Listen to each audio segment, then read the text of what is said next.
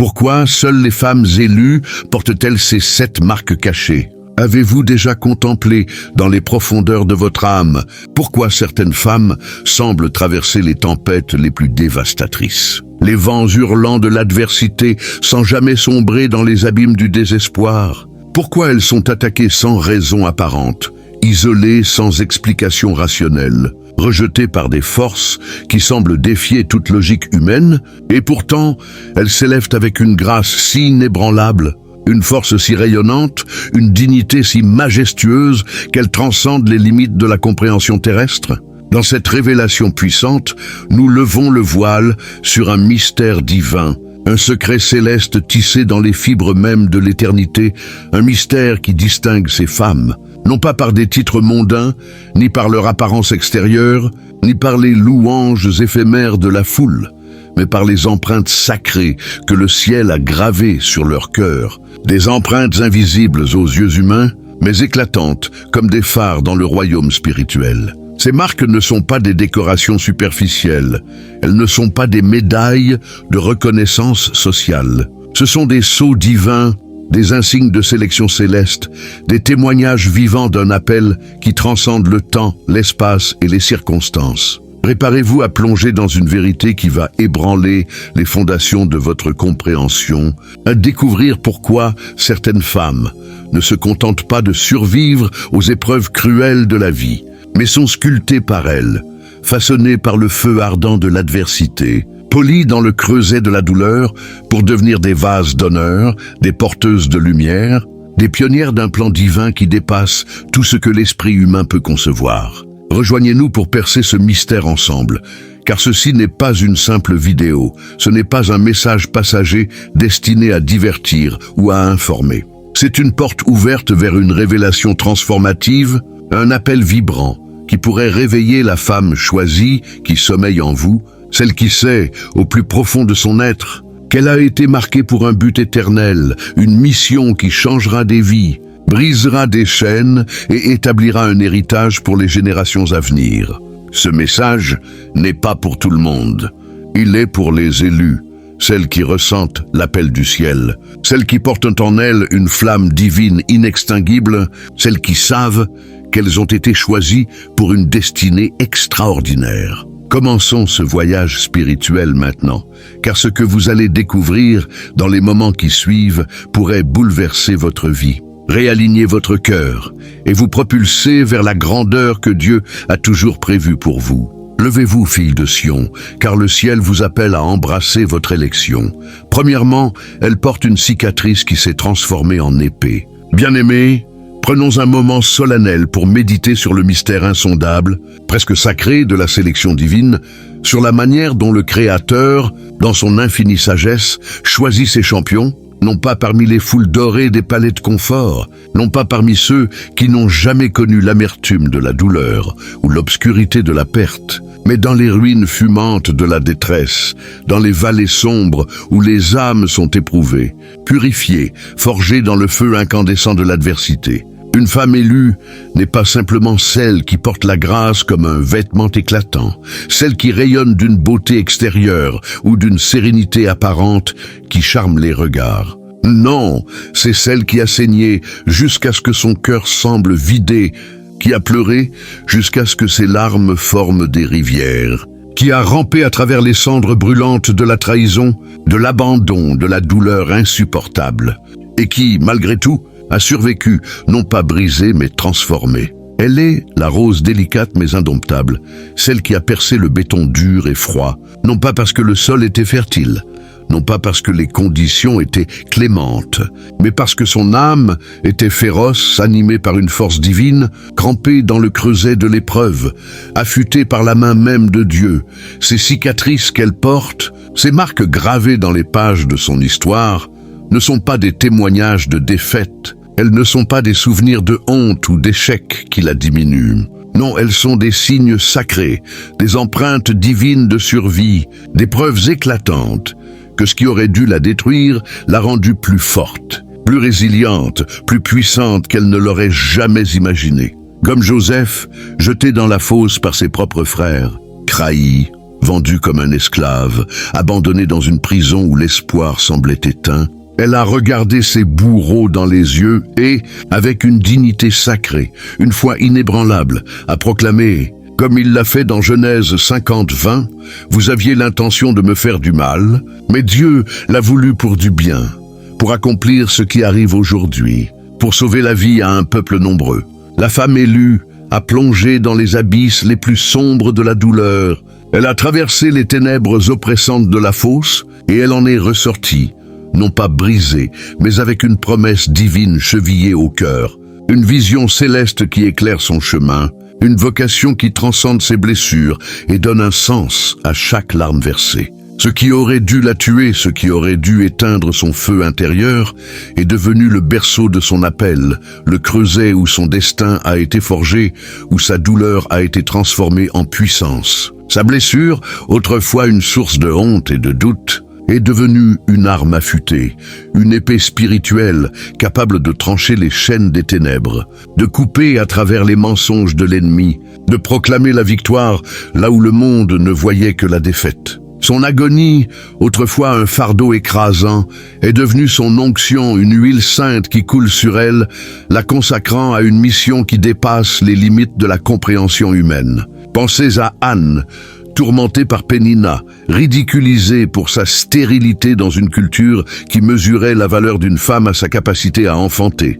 Elle aurait pu se replier dans l'amertume, se cacher dans la honte, s'effondrer sous le poids des moqueries. Mais elle a choisi de verser son âme devant Dieu, de transformer ses larmes en prières ferventes, ses cris de douleur en une adoration puissante. Et de cette douleur, de ce lieu de brisure, est né Samuel, un prophète qui a oint des rois, qui a changé le cours de l'histoire d'une nation.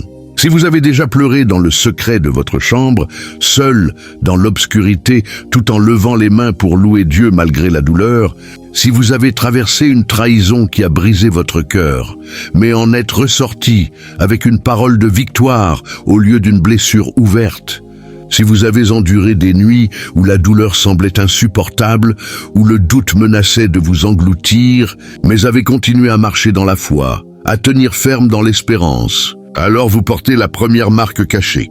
Vous avez été éprouvé dans le combat, trempé dans le feu ardent de l'adversité, purifié dans le creuset de la douleur. Cette douleur dont vous ne parlez plus, ce chagrin que vous avez transformé en force, c'est votre huile sainte, une onction qui vous distingue comme une élue. Ce rejet qui vous a fait douter de votre valeur, ce moment où vous avez cru que vous ne seriez jamais assez, c'est votre épée, une arme forgée dans le feu divin, affûtée pour trancher les mensonges de l'ennemi, pour ouvrir des chemins là où il n'y en avait pas. Chaque fois que les ténèbres pensaient vous avoir brisé, chaque fois que l'ennemi croyait vous avoir vaincu, Dieu vous aiguisait, il vous sculptait, il vous préparait pour devenir une guerrière spirituelle, une femme dont la présence seule fait trembler les royaumes des ténèbres. Posez-vous cette question aujourd'hui, femme de Dieu. Ma plus grande blessure est-elle devenue ma plus grande arme? Car une femme élue peut rester silencieuse, elle peut marcher dans l'humilité, mais elle n'est jamais impuissante. Son silence est sacré, chargé de puissance, car son histoire est sainte, tissée dans les plans éternels de Dieu, écrite dans les annales du ciel. Si vous avez été blessé et que vous continuez à louer, si vos cicatrices brûlent encore, mais que vos louanges s'élèvent toujours plus haut, si vous portez les marques de l'épreuve, mais marchez avec l'assurance d'une fille du roi, alors vous portez cette marque, cette empreinte divine qui proclame votre élection, votre appel à changer le monde. Deuxièmement, elle vit dans un mécontentement divin. Ô fils de Sion, penchez-vous et écoutez attentivement, car cette vérité est profonde, vibrante et pleine de promesses. Toutes les femmes élues ne portent pas des chaînes visibles, toutes n'ont pas l'air brisées ou accablées par les fardeaux de la vie. Certaines semblent bénies aux yeux du monde, parées de beauté, enveloppées de succès, entourées de prospérité, de relations, de bénédictions visibles. Et pourtant, au plus profond de leur cœur, elles ressentent une agitation, un sentiment de ne pas être à leur place, une insatisfaction qui défie toute logique humaine, une tension qui persiste malgré les apparences de réussite. Ce n'est pas de la confusion, ce n'est pas un caprice, ce n'est pas un manque de gratitude pour les bénédictions reçues. Non, c'est un mécontentement divin, une sainte impulsion du ciel, un murmure sacré du Saint-Esprit qui tire sur leur âme, comme une mère aimante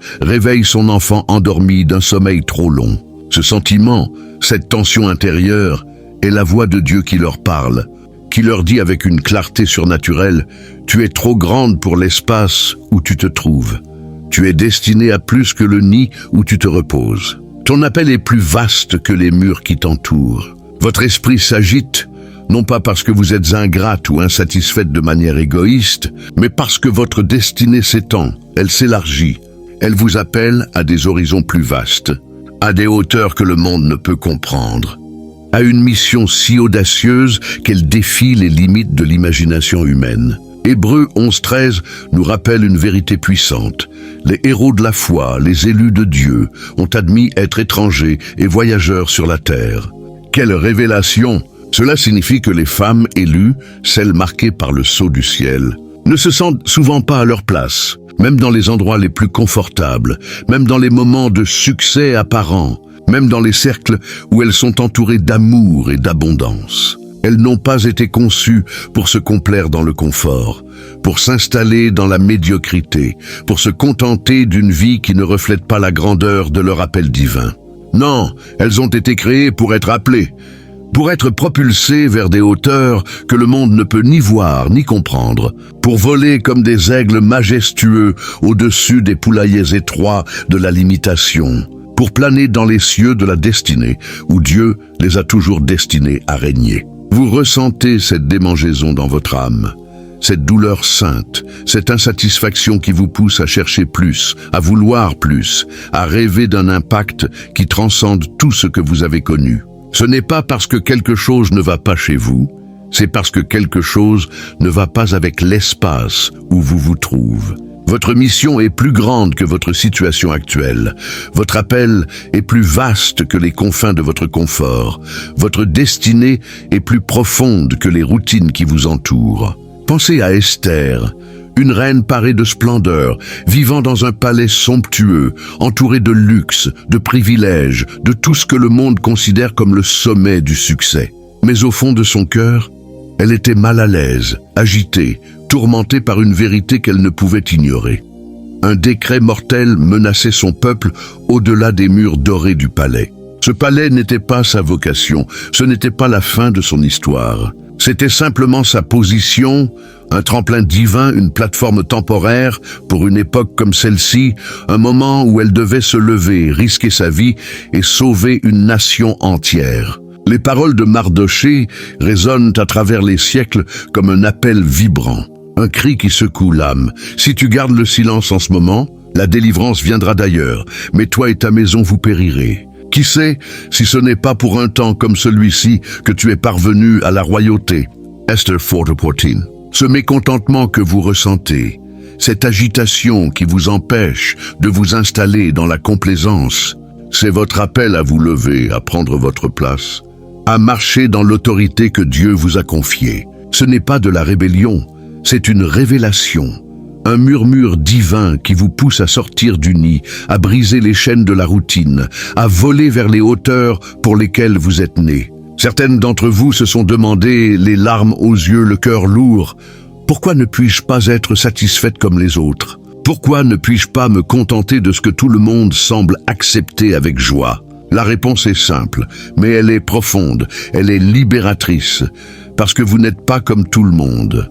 Vous êtes une élue, marquée par le sceau du ciel, choisie pour une mission qui transcende le commun, qui défie les normes, qui bouleverse les attentes. Cette sainte douleur, cette insatisfaction divine, n'est pas de l'anxiété, ce n'est pas un fardeau à rejeter. C'est un appel, une convocation céleste à quitter le confort, à abandonner la sécurité des sentiers battus, à embrasser l'inconnu avec une foi audacieuse. Votre travail, autrefois une source de fierté, vous semble maintenant une cage dorée, un lieu qui étouffe votre esprit. Cette routine, autrefois réconfortante, gratte comme du papier de verre contre votre âme, vous rappelant que vous êtes faite pour plus. Ce n'est pas de l'ennui, ce n'est pas un caprice. Ce sont des douleurs d'enfantement, les contractions d'une nouvelle saison qui est sur le point d'éclore dans votre vie. Une saison où vous marcherez dans la plénitude de votre appel. Les femmes élues ne fuient pas ce sentiment, elles ne l'ignorent pas, elles ne le repoussent pas comme une distraction. Non, elles le suivent, elles l'embrassent, elles discernent cette démangeaison dans leur esprit comme le souffle de Dieu qui les pousse à avancer, à sortir des limites imposées par le monde, à marcher avec courage vers l'inconnu. Si vous vous sentez décalé, en désaccord avec votre environnement, en décalage avec ceux qui vous entourent, arrêtez-vous un instant et louez Dieu, car vous n'êtes pas perdu, vous n'êtes pas égaré. Vous êtes repositionné, réaligné, guidé par la main du Créateur vers une destinée qui dépasse tout ce que vous pouvez imaginer. Le nid est secoué, non pas pour vous blesser, non pas pour vous briser, mais pour vous propulser vers votre prochaine saison, vers la grandeur de votre appel, vers la plénitude de ce que Dieu a prévu pour vous. Vous n'êtes pas en train de dériver, fille de Dieu. Vous êtes conduite, portée par les vents de l'esprit vers un horizon de gloire. Troisièmement, elle porte une sensibilité inexplicable à l'injustice et à la douleur. Oh, gloire à Dieu pour cette vérité profonde, cette marque qui bat comme un cœur vivant dans l'âme des élus. Nous touchons ici à une empreinte souvent mal comprise, même par celle qui la porte avec une grâce silencieuse, une dignité qui défie les mots. La femme élue traverse ce monde avec un cœur qui ressent tout, un cœur qui vibre au rythme des douleurs du monde, un cœur qui capte les cris silencieux des âmes brisées, des injustices ignorées, des blessures invisibles. Elle pleure devant les nouvelles, bouleversée par des tragédies qu'elle n'a pas vécues personnellement, submergée par une compassion qui semble surgir de nulle part. Elle gémit dans l'adoration, son cœur se brisant sous le poids d'une douleur qu'elle ne peut nommer. Elle porte le fardeau de personnes qu'elle n'a jamais rencontrées, de causes qu'elle n'a jamais choisies consciemment, de prières qu'elle n'a jamais prévu de porter. Et souvent, dans les moments de silence, elle se demande « Pourquoi est-ce si profond? Pourquoi ressens-je cette douleur qui ne m'appartient pas? Pourquoi mon cœur saigne-t-il pour des étrangers, pour des luttes qui ne sont pas les miennes ?» La réponse est simple, mais elle est d'une puissance inouïe, parce que le ciel lui fait confiance, parce que Dieu a vu en elle une intercesseuse, une guerrière de prière, une sage-femme spirituelle, choisie pour accoucher les promesses divines dans un monde brisé. Elle est l'intercesseuse du ciel, celle à qui Dieu confie les larmes des autres, les cris des opprimés, les soupirs des âmes perdues, pour qu'elle les porte en prière devant son trône. Ces larmes qu'elle verse, ces gémissements qu'elle pousse, ne sont pas un signe de faiblesse, elles ne sont pas le symptôme d'une instabilité émotionnelle ou d'une fragilité excessive. Non, elles sont une monnaie sacrée, une offrande précieuse, un sacrifice vivant devant le trône de Dieu, une prière liquide qui arrose les déserts spirituels. Jésus lui-même a pleuré, comme nous le rappelle Jean 11, 35, le verset le plus court de la Bible, mais l'un des plus profonds, chargé d'une vérité éternelle. Pourquoi le Fils de Dieu, qui savait qu'il allait ressusciter Lazare, qui connaissait l'issue glorieuse de l'histoire, a-t-il versé des larmes? Parce que la compassion n'est pas une question de résultat. Elle n'est pas conditionnée par la certitude d'une victoire immédiate ou d'un dénouement heureux. C'est une question d'intimité avec Dieu, une intimité si profonde qu'elle permet à la femme élue de porter les sentiments des autres, de pleurer pour ceux qui n'ont pas les mots pour prier, de gémir pour ceux qui n'ont plus la force de crier, de se tenir dans la brèche pour ceux qui sont trop faibles pour se lever. Vous êtes la doula spirituelle, celle qui se tient dans l'espace sacré entre la douleur et la délivrance, celle qui intercède dans l'esprit pour une percée dont on ne vous accordera peut-être jamais le crédit. Oui, c'est une marque cachée, une empreinte divine que peu comprennent, même parmi ceux qui vous entourent. La femme à l'église qui éclate en sanglots pendant un chant, submergée par une douleur qu'elle ne peut expliquer, passe souvent inaperçue aux yeux des autres, perdue dans une foule de visages souriants. Celle qui ressent une perte au milieu d'une salle pleine de rire est rarement vue, rarement comprise. C'est le fardeau de la sensibilité divine, un don qui peut sembler écrasant, qui peut vous laisser seul dans vos pensées, seul dans votre intercession. mais qui est en réalité d'une puissance inouïe, une force qui change les atmosphères, qui déplace les montagnes, qui libère les captifs. Vous ressentez la douleur du monde, non pas parce que vous êtes faible, non pas parce que vous êtes trop sensible, mais parce que Dieu vous fait confiance, parce qu'il vous a choisi pour porter son cœur, pour refléter sa compassion, pour être ses mains et ses pieds dans un monde brisé. Vous êtes celle qui intercède pour ses enfants à 3 heures du matin, alors que le monde dort, alors que la maison est silencieuse. Vous êtes celle qui gémit sans pouvoir articuler les mots, car votre cœur bat au rythme du cœur de Dieu, en parfaite harmonie avec ses désirs. On vous a confié une mission sacrée, celle de porter les battements du ciel, de ressentir les douleurs des autres, pour les amener en prière devant le trône de la grâce. Oui, ce fardeau peut être épuisant, il peut vous laisser seul dans vos pensées, seul dans votre intercession, seul dans votre compassion. Mais oh, comme il est puissant! Car tandis que d'autres jugent par ce qu'ils voient avec leurs yeux physiques, vous discernez par l'esprit avec une clarté qui transcende la logique humaine. Tandis que d'autres s'éloignent des blessures du monde, vous vous attardez dans la prière, vous vous tenez dans la brèche, vous refusez de détourner le regard. Dieu murmure des secrets à vos larmes, il confie des révélations à votre cœur compatissant. Il fait de vous une intercesseuse dont les prières ébranlent les royaumes spirituels. Le monde peut dire que vous êtes trop sensible, trop émotive, trop fragile pour ce monde dur et froid. Mais le ciel proclame que vous êtes hautement favorisée, choisie pour porter un fardeau sacré, pour semer des graines dans des sphères que vous ne pouvez pas encore voir, pour labourer des champs spirituels qui porteront des fruits pour l'éternité. Ne méprisez pas vos larmes, filles de Dieu, car elles sont prophétiques, elles sont puissantes. Elles sont les gouttes d'eau qui arrosent les déserts spirituels, qui préparent le sol pour des percées divines. Quand vous avez l'impression d'être la seule à pleurer, quand vous vous sentez isolée dans votre compassion, quand vous portez des fardeaux que personne d'autre ne semble comprendre, sachez ceci, vous n'êtes pas folle, vous n'êtes pas faible, vous n'êtes pas brisée, vous êtes choisie, marquée par le ciel pour porter un fardeau qui prépare une délivrance, une percée, une victoire qui changera des vies. Vos larmes sont des prières, vos gémissements sont des décrets, et votre cœur est un autel où le ciel et la terre se rencontrent. Quatrièmement, elle attire des attaques non provoquées. Lorsqu'une femme est choisie par Dieu, lorsqu'elle porte l'empreinte de son appel divin, elle n'entre pas sur un terrain de jeu où tout est facile et léger. Non, elle entre sur un champ de bataille spirituel, un lieu où les forces des ténèbres et les puissances célestes s'affrontent pour le contrôle des destinées. Et souvent, avant même que sa couronne ne touche sa tête, avant même que son onction ne soit pleinement révélée au monde, avant même qu'elle ne comprenne la portée de son appel, sa vocation commence à provoquer des remous dans le monde spirituel, à attirer l'attention des forces des ténèbres, à susciter des oppositions qui semblent surgir de nulle part. Elle devient une cible, non pas parce qu'elle a fait quelque chose de mal, non pas parce qu'elle a péché ou failli, non pas parce qu'elle a cherché le conflit, mais parce qu'elle porte quelque chose de bien, quelque chose de sacré, quelque chose de si puissant qu'il menace l'ordre établi par les ténèbres.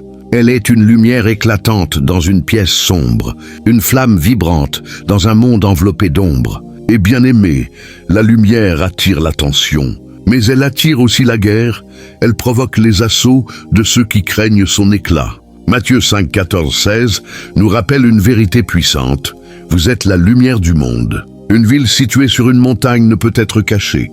Votre présence, votre appel, votre onction sont une ville sur une colline. Une flamme qu'on ne peut dissimuler, et plus cette flamme brûle fort, et plus elle attire les insectes des ténèbres, les attaques des forces qui cherchent à éteindre votre lumière.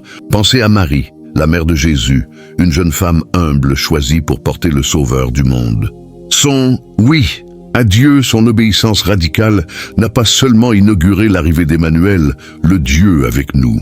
Il a déclenché une tempête spirituelle, une tentative d'assassinat orchestrée par Hérode, un exil forcé loin de sa terre natale, des rumeurs de scandale qui ont terni son nom avant même qu'elle ne soit honorée comme la mère du Messie. Elle a été moquée, rejetée, calomniée avant d'être célébrée comme une figure d'obéissance et de foi. Mais Marie n'a pas reculé, elle n'a pas cédé à la peur, elle n'a pas abandonné son appel. Pourquoi ? Parce que les femmes élues comprennent une vérité profonde, une vérité qui les ancre au milieu des tempêtes. Les attaques qu'elles subissent ne concernent pas leur situation, elles ne concernent pas leurs erreurs ou leurs faiblesses. Elles concernent ce qu'elles portent, l'onction qui repose sur elles, la gloire qu'elles sont destinées à manifester. Filles de Dieu, écoutez ceci aujourd'hui, laissez cette vérité pénétrer votre cœur.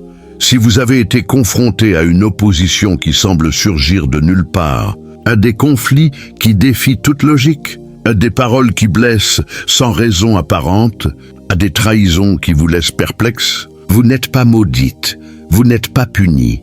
Vous n'êtes pas abandonné.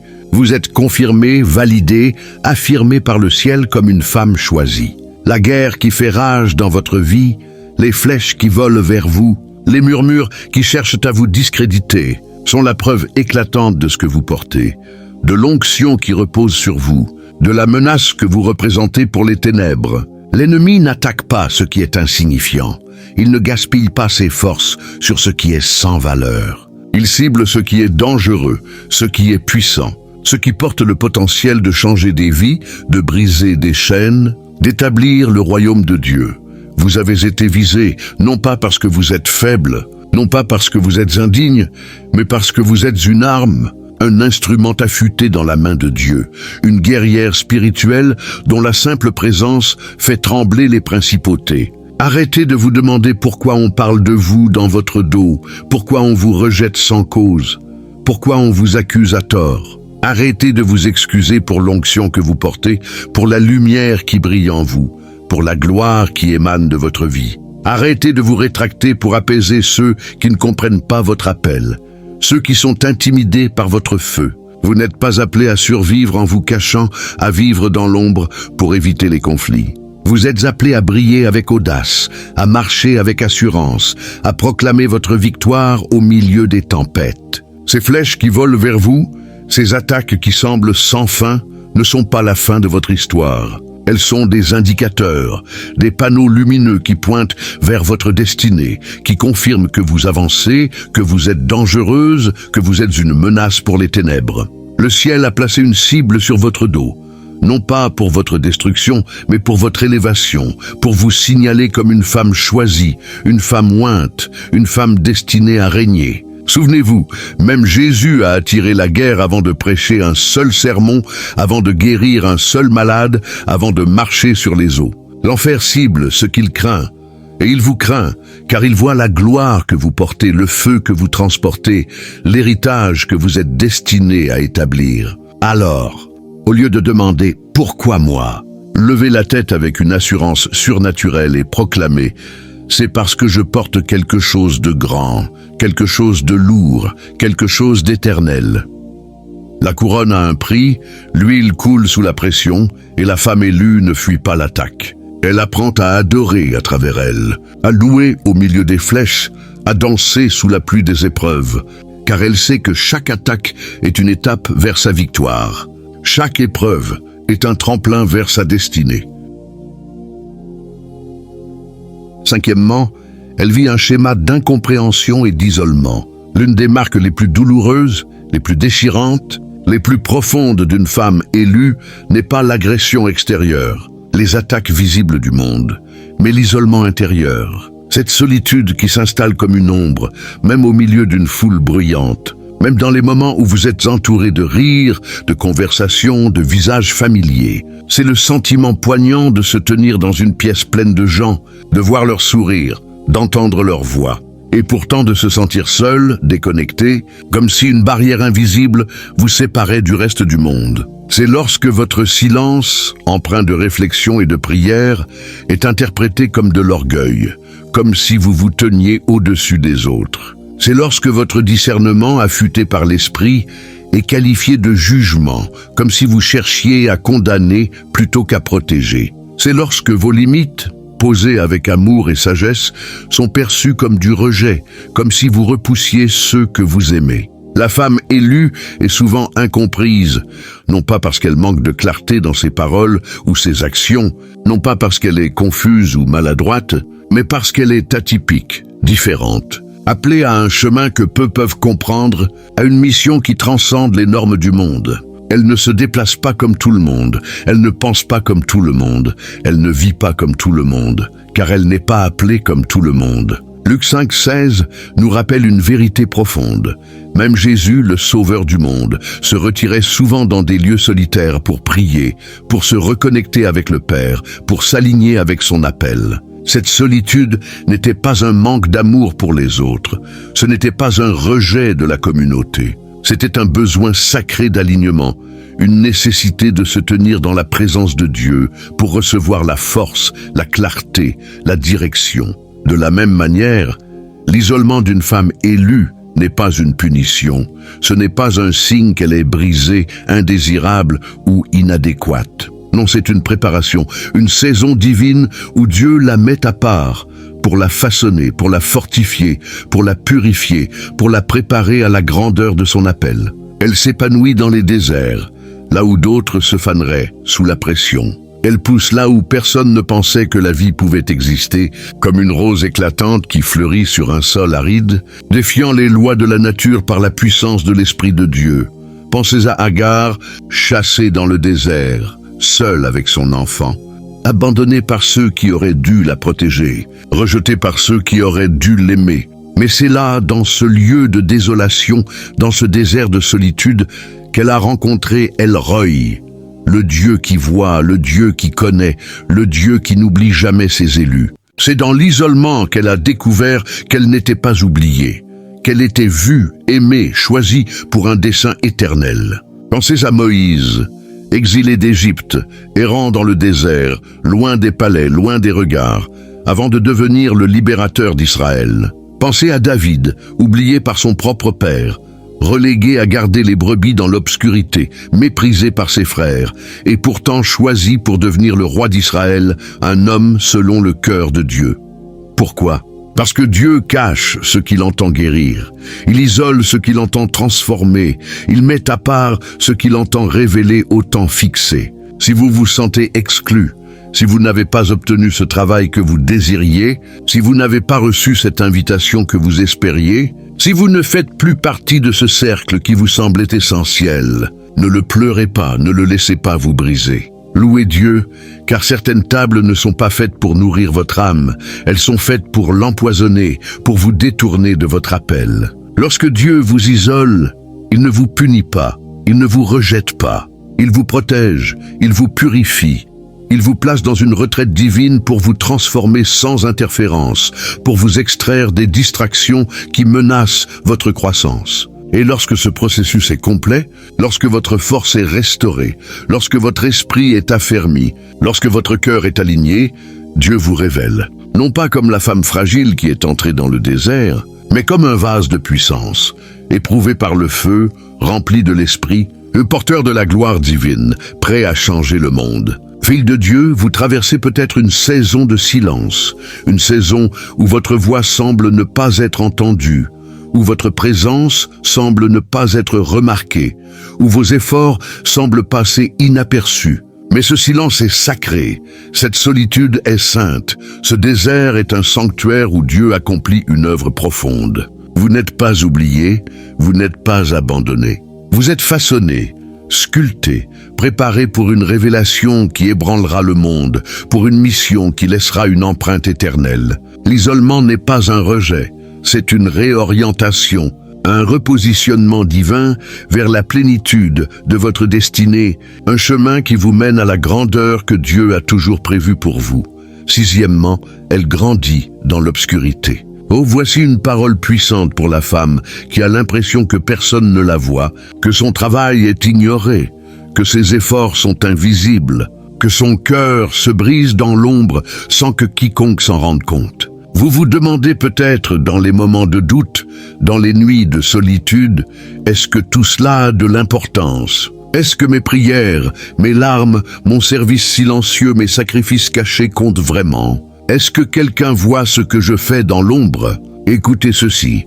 Fille de Dieu, laissez cette vérité pénétrer votre cœur. Vous n'avez pas été enterrée, vous n'avez pas été abandonnée dans un tombeau de désespoir. Vous avez été planté comme une graine précieuse dans un sol fertile, dans un lieu où Dieu peut faire croître quelque chose de magnifique. Il y a une différence sainte, une distinction divine entre être enterré et être planté, entre être oublié et être préparé. Isaïe 45:3 proclame une promesse glorieuse. Je te donnerai des trésors cachés dans les ténèbres, des richesses enfouies dans des lieux secrets. Dieu ne travaille pas seulement dans la lumière éclatante des projecteurs, dans les moments où tous les yeux sont tournés vers vous. Non, il œuvre dans l'ombre, dans le silence, dans les lieux secrets où personne ne regarde, où personne n'applaudit, où personne ne célèbre vos efforts. Les femmes élues grandissent dans l'obscurité. Elles se développent là où personne ne les remarque, là où personne ne chante leurs louanges, là où personne ne voit la profondeur de leur travail. Comme une graine enfouie dans la terre, elles sont recouvertes, pressées par la pression du sol, ou cachées au regard du monde. Et pourtant, sous la surface, quelque chose de miraculeux, de surnaturel se produit. Les racines s'étendent, profondes et puissantes, cherchant l'eau vive de l'esprit, s'ancrant dans la vérité de Dieu.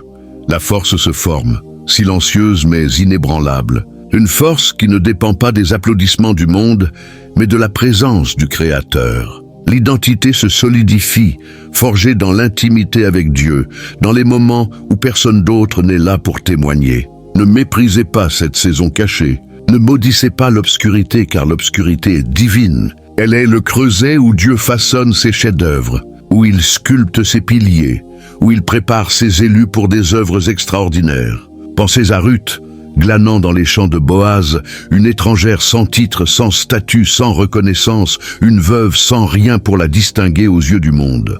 Elle travaillait dans l'ombre, ramassant les épis laissés derrière, sans savoir que chaque pas d'obéissance, chaque moment d'humilité, la positionnait pour un héritage éternel, pour devenir une aïeule du Messie, une femme dont le nom résonnerait à travers les générations. Pensez à Joseph, oublié dans une prison sombre, loin des regards, loin des honneurs, loin des promesses qui semblaient s'être évanouies. Mais il n'était pas oublié par Dieu, il n'était pas abandonné. Ces années dans l'ombre étaient une formation sacrée, un temps où Dieu forgeait son caractère, affûtait sa foi, préparait son cœur pour le palais. Pensez à Moïse, gardant les moutons dans le désert, passant des années dans l'anonymat, loin des palais d'Égypte, loin des regards du monde. Et pourtant, ces années silencieuses étaient une école divine.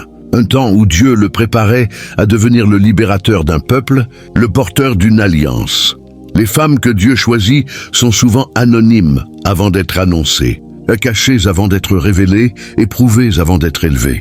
Leur croissance est profonde avant d'être visible. Leurs racines s'étendent dans l'obscurité avant que leurs branches ne touchent le ciel. Mères célibataires, élevant vos enfants avec une force secrète dans l'ombre, vous grandissez dans l'obscurité et votre travail n'est pas vain. Femmes travaillant en coulisses, servant sans applaudissements, sans reconnaissance, vous grandissez dans l'obscurité et votre sacrifice est vu par le ciel. Filles qui prient dans le secret, qui sèment des graines de foi sans recevoir de remerciements, sans entendre de louanges, vous êtes les trésors cachés de Dieu, les joyaux qu'il façonne dans l'ombre. Ne cherchez pas la lumière pour prouver votre valeur, ne cherchez pas les projecteurs pour valider votre appel. Cherchez la terre, cherchez l'intimité avec Dieu, car c'est là que la véritable croissance se produit, là que les racines de votre foi s'approfondissent, là que votre caractère est forgé. Dieu ne construit pas des plateformes pour sa gloire.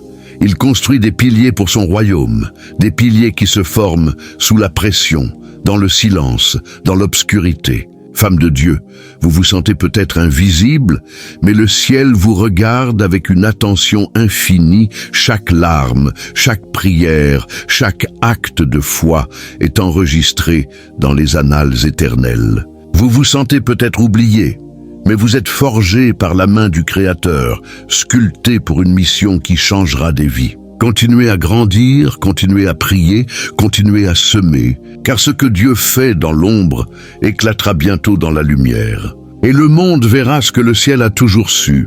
Vous êtes une femme choisie, un vase d'honneur, un trésor caché destiné à briller.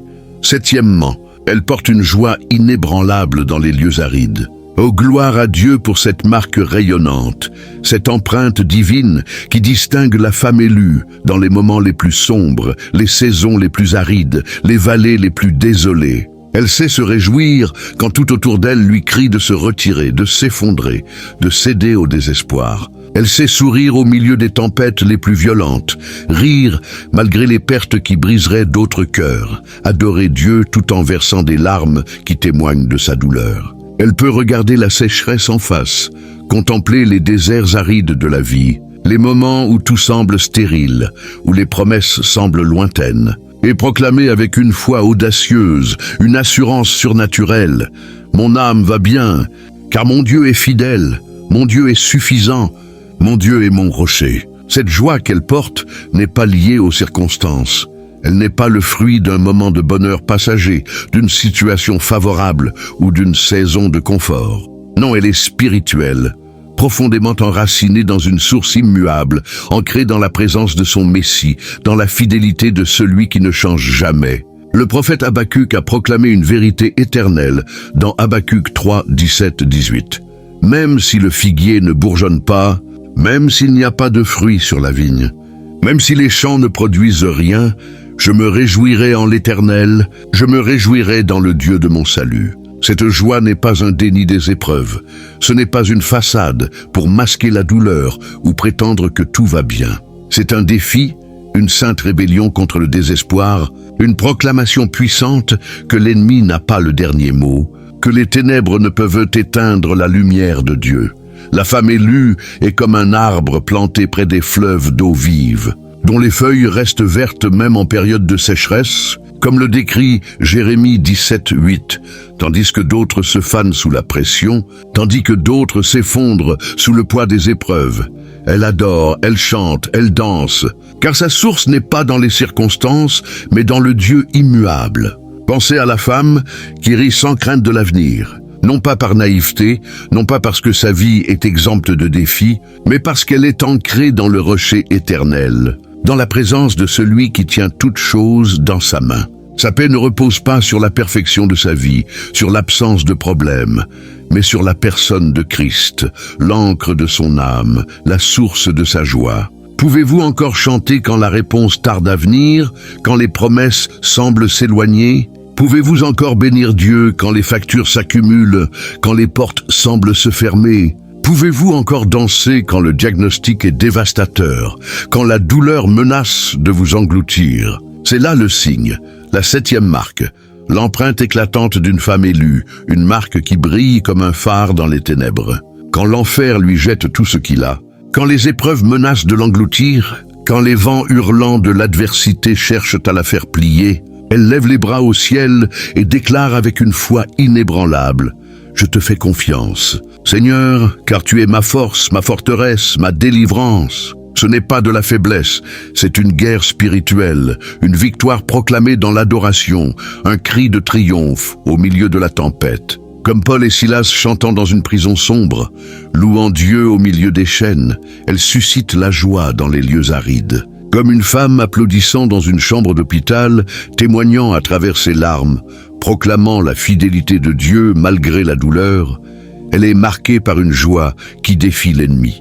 Car le diable peut supporter le chagrin, il peut manipuler la douleur, il peut exploiter le désespoir. Mais il tremble devant une femme joyeuse, car la joie est explosive. Elle est contagieuse, elle est inarrêtable. La joie signifie que l'ennemi n'a pas réussi à la priver de sa source, qu'elle est toujours connectée à l'eau vive, à la présence de Dieu, à la puissance de l'Esprit. Si vous avez traversé la fournaise des 6 premières marques, si vous avez enduré les cicatrices, le mécontentement, la sensibilité, les attaques, l'isolement, l'obscurité, et que vous êtes toujours debout, toujours persévérante, toujours croyante, alors vous portez cette 7e marque, cette joie inébranlable qui proclame votre victoire, qui déclare que vous êtes plus que vainqueur en Dieu. Ces 7 marques cachées ne sont pas des malédictions, elles ne sont pas des défauts, elles ne sont pas des faiblesses à cacher. Elles sont des empreintes divines, des sceaux sacrés, des insignes de votre élection par le ciel. Elles ne sont pas là pour vous faire honte, pour vous diminuer, pour vous alourdir. Non, elles sont là pour vous montrer, pour révéler la grandeur de votre appel, pour proclamer que vous êtes mis à part, désignée, ointe pour un dessein éternel qui transcende les limites de ce monde. Ces marques ne sont pas des fardeaux à porter avec lassitude. Elles sont des médailles forgées dans le feu de l'épreuve, des témoignages vivants de votre résilience, de votre foi, de votre consécration. Vous avez pleuré en secret dans les nuits où personne ne voyait vos larmes, mais Dieu veillait dans le silence. Il recueillait chaque goutte dans son calice d'amour. Vous avez travaillé dans l'obscurité, dans les saisons où vos efforts semblaient inutiles. Mais le ciel a enregistré chaque prière, chaque acte de foi, chaque sacrifice offert dans l'ombre. Et maintenant, Dieu révèle ce qu'il a raffiné, ce qu'il a façonné dans le secret.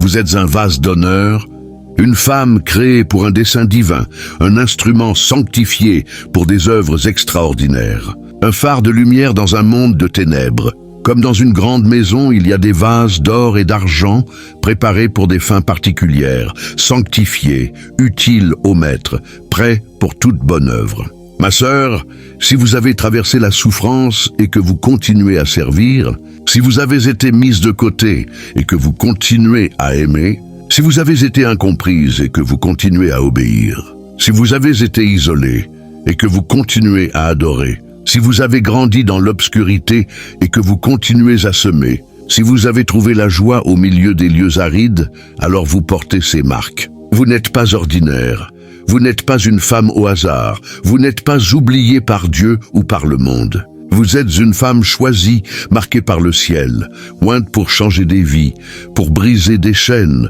pour établir un héritage éternel qui résonnera à travers les générations. Levez-vous aujourd'hui, proclamez votre élection avec audace, marchez avec l'assurance d'une fille du roi et laissez votre lumière briller, car le monde a besoin de voir ce que le ciel a toujours su.